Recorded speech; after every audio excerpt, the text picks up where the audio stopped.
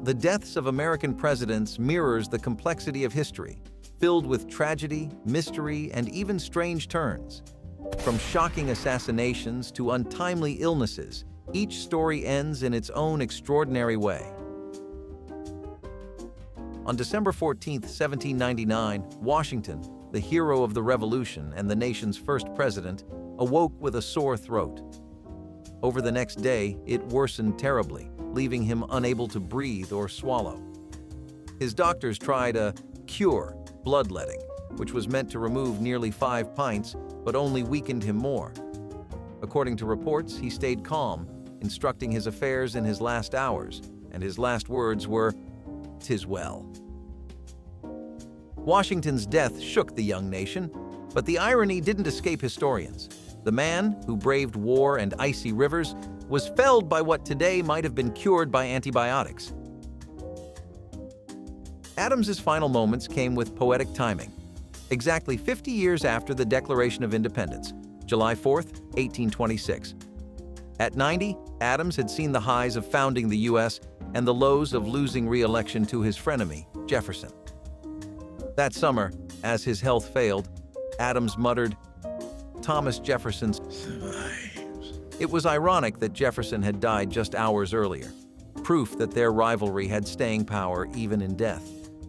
Adams, who was known for his gruff demeanor and a pivotal role in securing independence, died at the end of an era. He will be remembered for the Alien and Sedition Acts and the creation of the United States Navy. And yes, he left us wondering, was that last remark an olive branch or one last jab at Jefferson?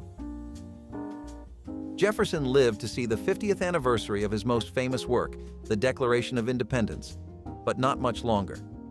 The 83-year-old passed away at Monticello, his beloved Virginia estate, on July 4, 1826.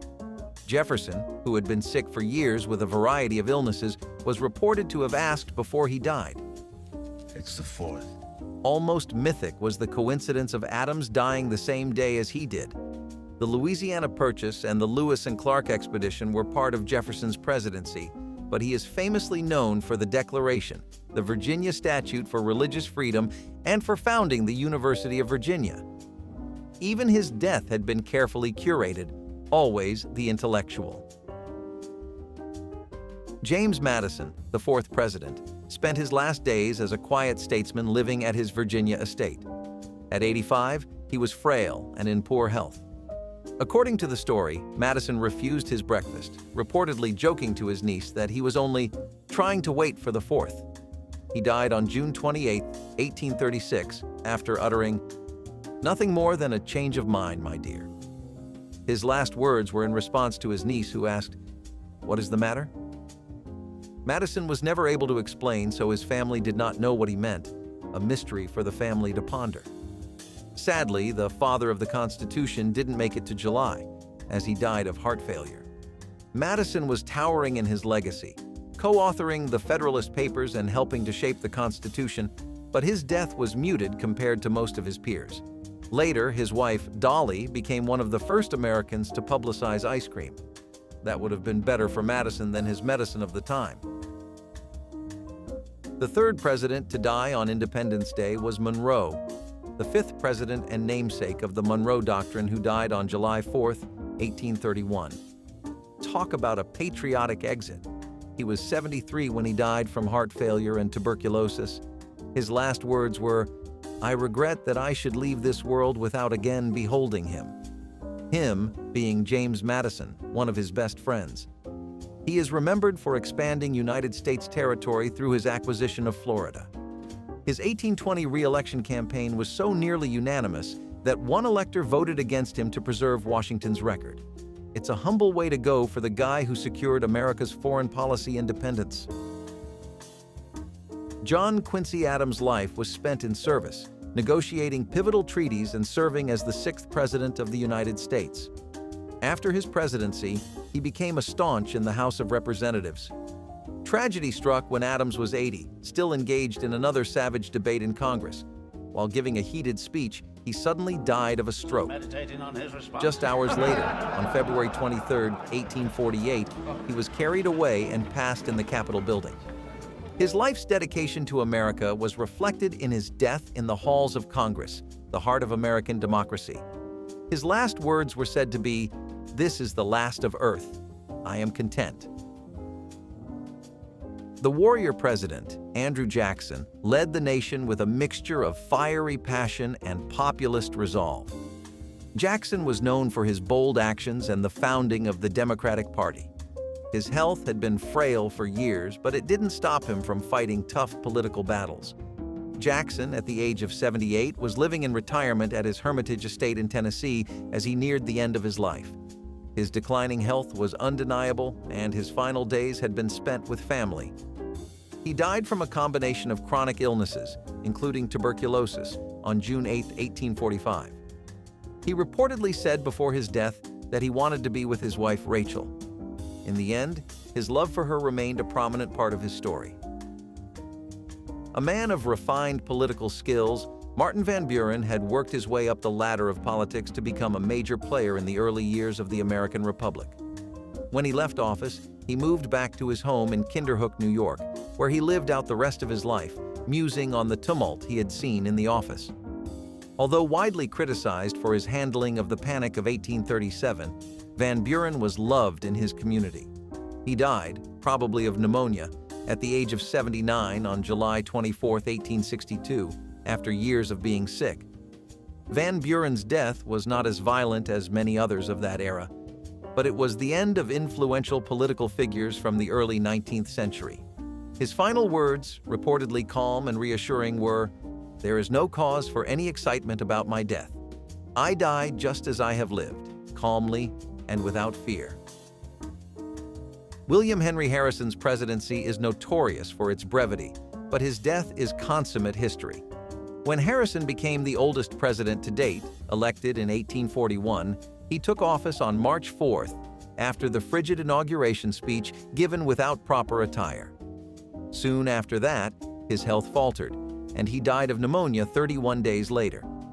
He became the shortest-serving president in American history because of this. His sudden death shocked the nation and exposed the fragility of the presidency. Harrison's death also established a precedent for presidential succession and raised the question of whether the office required physical strength.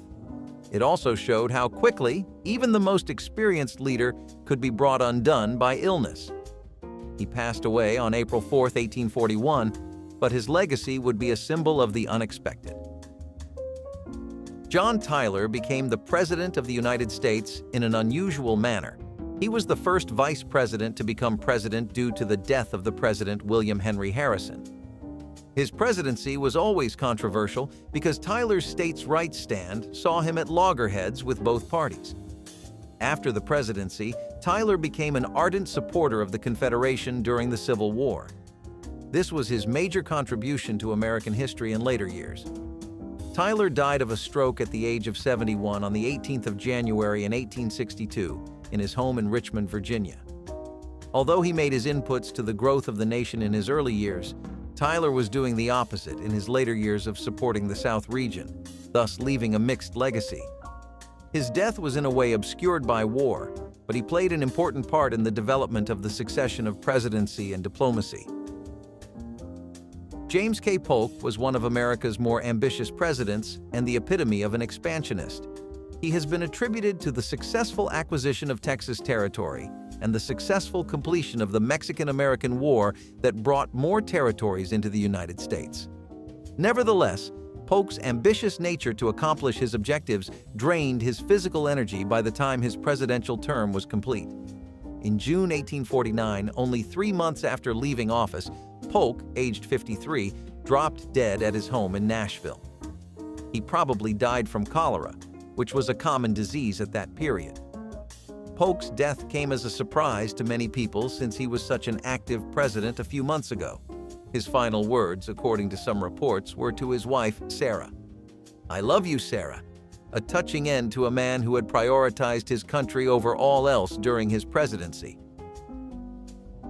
Zachary Taylor's death meant the conclusion of a short but rather vivid story of the United States presidency. Taylor was a military man who had come into office after fighting the Mexicans in the Mexican-American War, and he was optimistic about his presidency. However, in the year 1850, Taylor became sick after participating in a 4th of July event. He consumed fresh fruits without cooking them and took cold milk, which is believed to have caused acute gastroenteritis. After only 16 months of holding office, the poor fellow was taken seriously ill and died on July 9, 1850. His demise was shocking to everyone in the nation and made people realize how vulnerable leadership is. Taylor's death, while relatively swift, opened up a new phase in the politics of the 1850s. Millard Fillmore's death on the 8th of March in 1874 was as uneventful as his presidency had been. Nearing the age of 75, the candidate experienced a stroke and his health never quite improved. His final words when offered a spoonful of soup were reportedly, "The nourishment is palatable," a befitting end for one of the most low-key presidents that history has produced. Fillmore is most popular for having accepted the Compromise of 1850 to reduce tensions between the North and the South, but did not solve the problem of slavery. Nevertheless, Fillmore should be credited for bringing modernity to the White House with the first library, bathtub, and kitchen stove. At least he left the office with a full stomach and something to read. Franklin Pierce, the 14th president, did not enjoy a happy life once out of office. Failing to steer the United States through a rising sectional crisis, he mostly struggled with personal issues such as alcoholism in his later years. Pierce died on October 8th, the 1869 of cirrhosis of the liver at the age of 64. His passing was peaceful, an ignominious end to a presidency marred by controversy, including his backing of the Kansas-Nebraska Act, thus furthering the already tense issue of slavery. Pierce's presidency is considered one of the worst, but his personal life was equally as disastrous.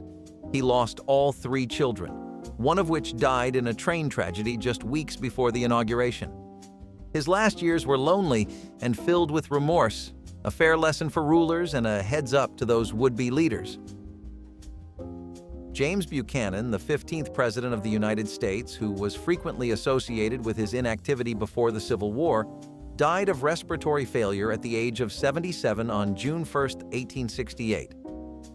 Despite living to witness the reunification of the United States, his respect in society never rebuilt itself. Buchanan once claimed, "History will vindicate my memory," but spoiler alert, it hasn't. As noted for his weakness during the nation's most critical time, Buchanan spent his post-presidency life in Wheatland, his Pennsylvania home.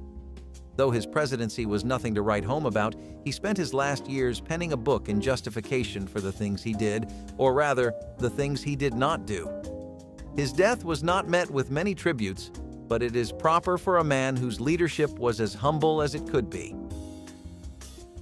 President Abraham Lincoln's shooting on April 15, 1865, is among the most famous incidents that ever happened in America. Healing from the wound took place in the Peterson House next to the theater, and Lincoln died the next morning at the age of 56 from blood poisoning after being shot by actor John Wilkes Booth. He died embarrassingly right at the heels of the Union side's triumph in the Civil War. The last thing he could say before passing on, said eyewitnesses, was that he had had a dream of going to the city of Jerusalem. Tragically serene remark to make before dying in such a manner. Millions of people turned out to view Lincoln's funeral train after news of his assassination broke out. Famous for sustaining the Union and liberating the oppressed, his memory remains one of the greatest presidents of all time. The first president to be impeached, Andrew Johnson, died on July 31, 1875, by natural death, having suffered a stroke at the age of 66. He passed on while on a Christmas vacation in his daughter's home in Tennessee, away from the political warring that characterized his time in office. Johnson's record will always be one of lost chances, for his handling of Reconstruction and conflicts with Congress left the South after the Civilian War in turmoil. Johnson was a hard-headed and polarizing figure, and much of his post-presidency was spent attempting to re-establish political power, even going back to the Senate in 1875. Johnson is one of only 2 presidents with no formal education at all, a clear indication that sometimes sheer determination trumps knowledge, but not necessarily public approval. The hero of the Civil War, Ulysses S. Grant, died from throat cancer on July 23, 1885, at the age of 63. He spent his last year penning his memoirs to support his family after the collapse of a business that cost him a fortune. However, Grant finished the memoirs a few days before the end of his life. He gained a reputation, and his family became financially secure. His presidency, which is remembered for reconstruction and scandals, was overshadowed by his victory over the Confederacy as a general. Grant will be forever remembered for his tenacity in the face of a death sentence. His funeral remains one of the most massive in United States history. His death, as has been his entire life, was worthy of a hero, and one might add that he triumphed to the end. Retired from office, Hayes engaged himself in social causes and education reforms after he had ended the Reconstruction period. Hayes suffered a heart attack at his home in Fremont, Ohio at age 70 on the 17th of January in 1893. A second attack took him the following day. His last words were reportedly, "I know that I am going where Lucy is," referring to his beloved wife, who had died 4 years earlier. Hayes is best remembered for the disputed 1877 compromise which ensured his election but led to the removal of troops from the South, ending the post-war Black freedom. While he shunned the political limelight post-presidency, his support for public education brought out his silent contribution to the betterment of the country. James A. Garfield's presidency was tragically cut short by an assassin's bullet. He was shot by Charles Guiteau, an unemployed and bitter government seeker, on July 2, 1881, in a train station in Washington, D.C. It took him 79 agonizing days to die from infection on 19th of September 1881 at the age of 49. The premature death was probably caused by medical negligence and improper use of unsterilized instruments during the treatment of the wound. Garfield was in office for only about 6 months when he died, but he had a huge agenda for changing civil service. His death was tragic, and the loss led to advanced changes in medical procedures and provided better security for future presidents. His final lucid statement to his chief of staff before he lapsed back into a delirium was, "Oh, Swaim, can't you stop this?" It's a grim reminder that sometimes history is made in the twist of a moment or the absence of hand sanitizer, as was the case with Garfield. Chester A. Arthur succeeded to the presidency when Garfield died, but ironically, he also departed from office as a dying man. Living the last years of his life suffering from Bright's disease, a kidney illness, Arthur went into self-exile in New York City and out of the public limelight. On November 18, 1886, he died at the age of 57, 1 year after leaving the presidency. Arthur's work is generally unknown, but he stunned reformers by signing the Pendleton Act to reform the civil service, thus distancing himself from the political machine that put him in office. It was a shame that Arthur had only a short time in office, but even his decision to resist polarization is significant, though he was much more interested in wearing expensive suits than making speeches.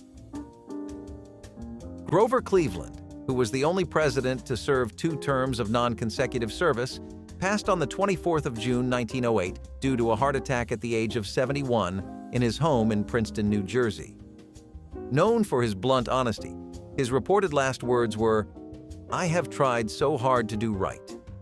Whatever the specifics of Cleveland's politics, his term in office came to be defined by his commitment to the principles of the gold standard and his vetoing of what he saw as unnecessary spending. Some of them are controversies. He had surgery to remove a cancerous growth in his mouth, performed in a yacht to ensure that he did not cause panic among the public. Cleveland was a president who preferred honesty to popularity, but even the most obstinate can't veto death. Benjamin Harrison, who succeeded his grandfather William Henry Harrison's legacy, died on March 13, 1901, at the age of 67.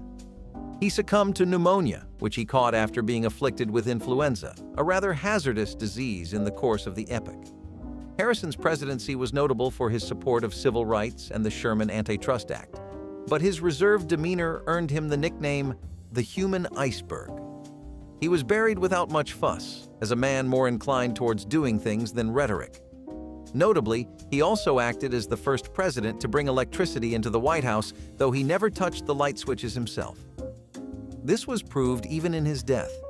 Harrison was still advising everyone to be careful of the dangers that exist in the world.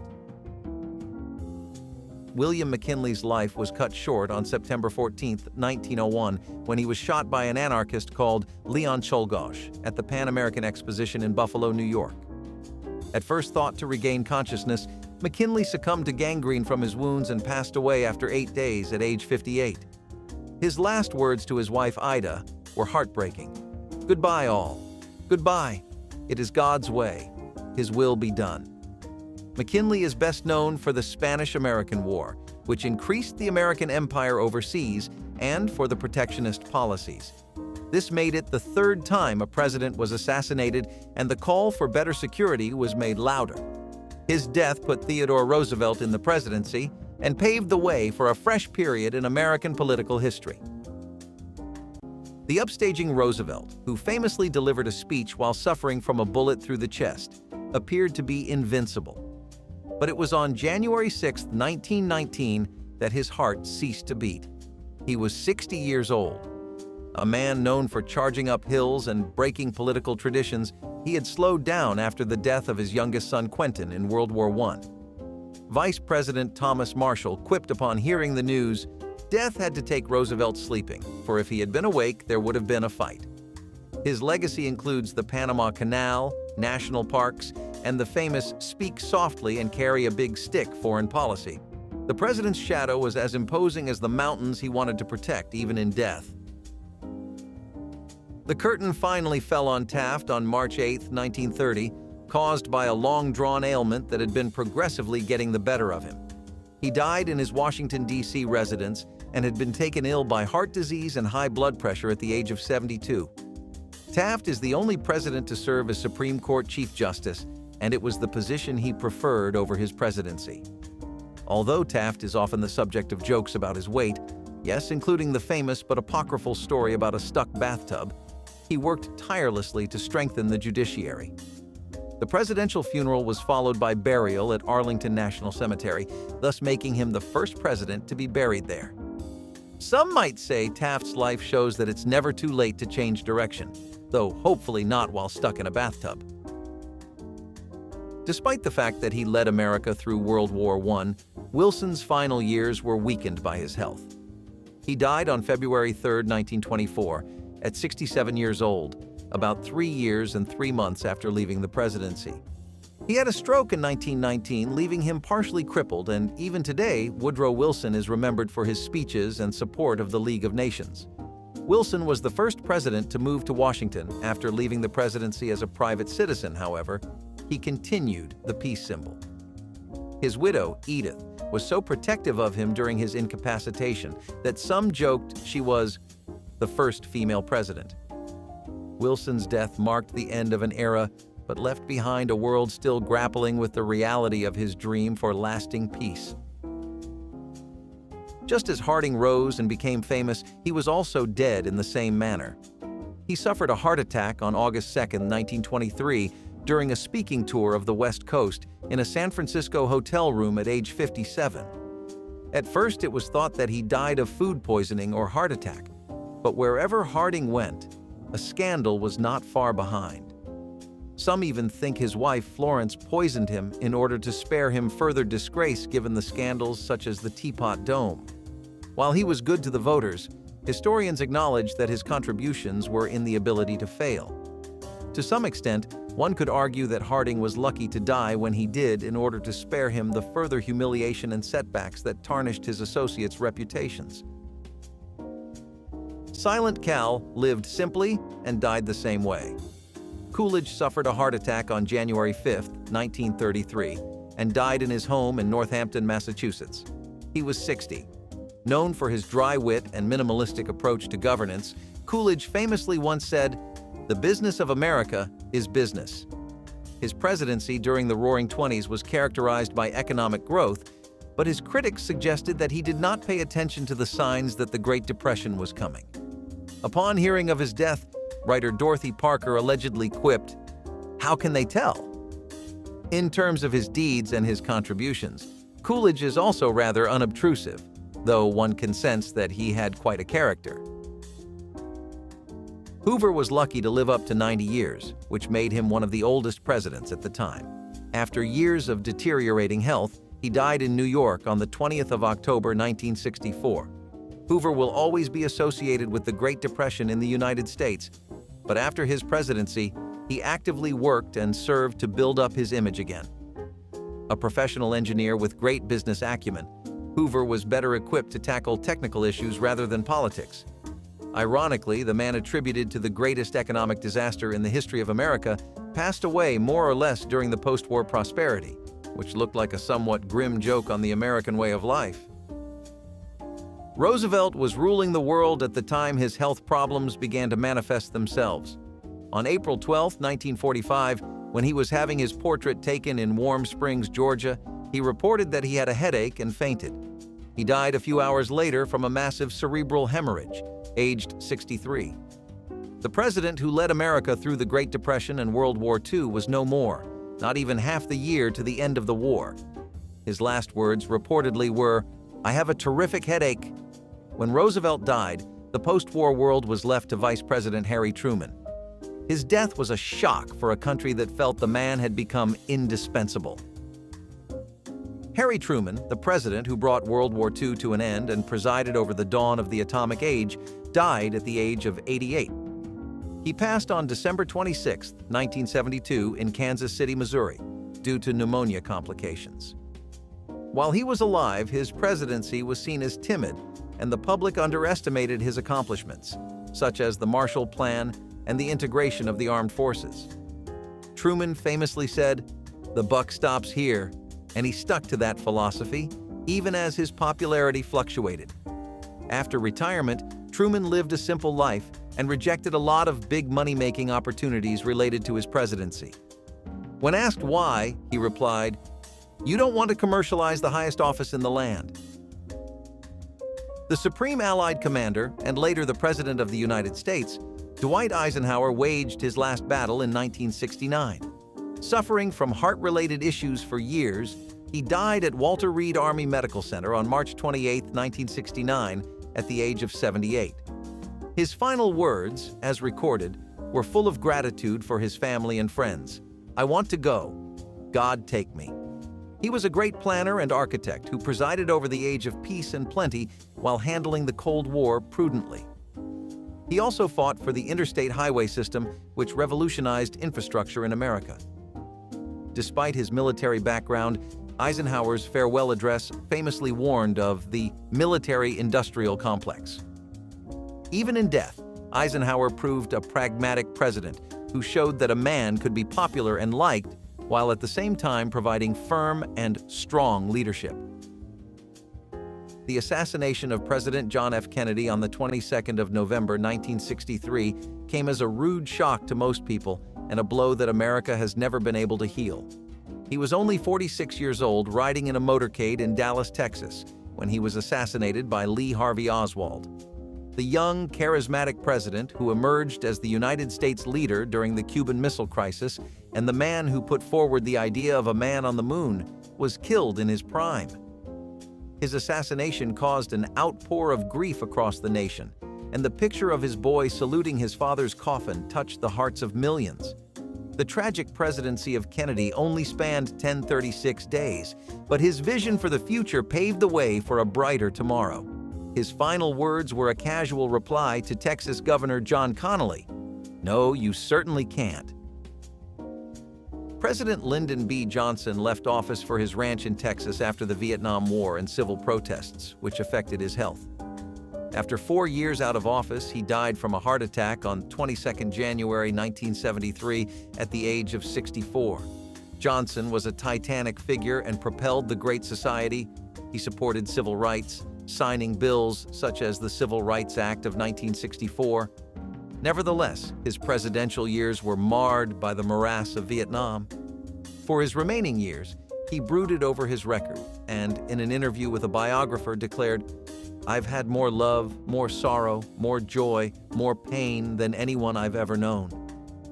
His passing, one day after a Vietnam ceasefire was declared, was somewhat fittingly dramatic. Former President Richard Nixon died on 22 April 1994, aged about 81 years, after a stormy political career in the United States of America. Nixon's resignation makes him the only president of the United States to do so, and his presidency is most remembered for the Watergate scandal. However, his foreign policy is noteworthy. First was the opening up of relations with China, and second was détente with the Soviet Union. While Nixon was not able to fully return to government service after his presidency, he did spend time in the years after his resignation attempting to repair his image, writing books, and becoming sort of a folk hero statesman. His funeral was graced by all the presidents who were alive at the time, which was a clear indication of the fact that he lived a very eventful life that was both significant and convoluted.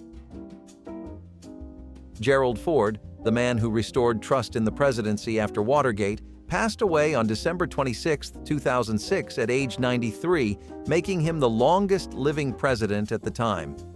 He died from cardiovascular problems in his home in Rancho Mirage, California.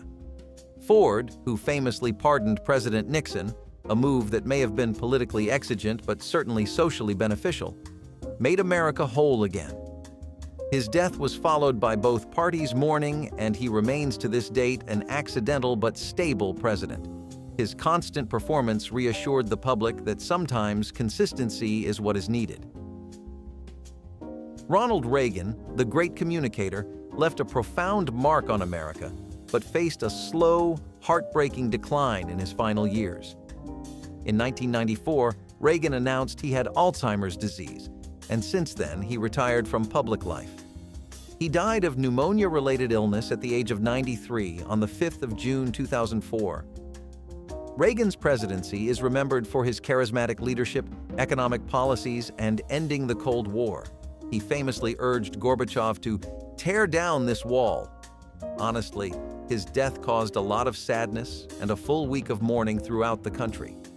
Despite the progressive demoralization of his last memories, Reagan left an indelible mark as a historic figure in the United States and the world. His ability to connect with the public was unparalleled, proof that sometimes a simple, "Well, there you go again," can win hearts. If you enjoyed this video, make sure to like, subscribe, and comment down below which president had the most interesting time in office.